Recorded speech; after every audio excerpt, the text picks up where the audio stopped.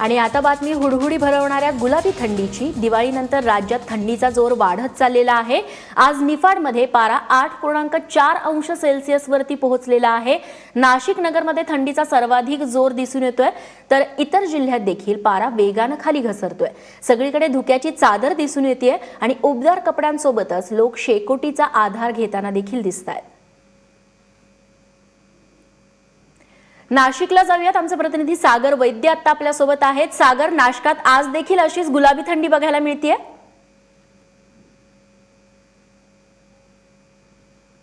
नक्कीच रेश्मा, खरं तर गेल्या काही वर्षांमध्ये निफाड जे आहे हे राज्यातलं सर्वाधिक थंड शहर म्हणून उदयाला येतंय।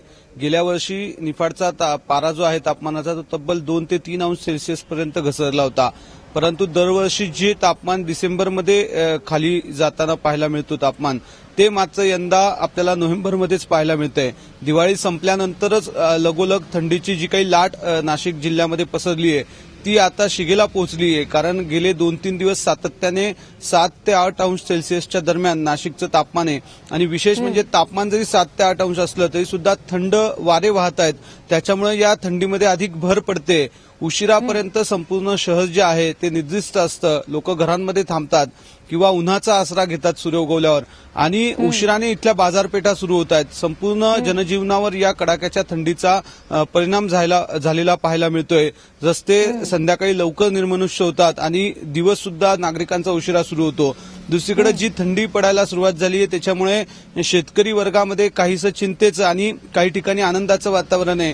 कारण रब्बीच्या गहू हरभऱ्या या पिकाला ही थंडी लाभदायक असली तरी सुद्धा द्राक्ष उत्पादक शेतकरी मात्र चिंतेत आहे।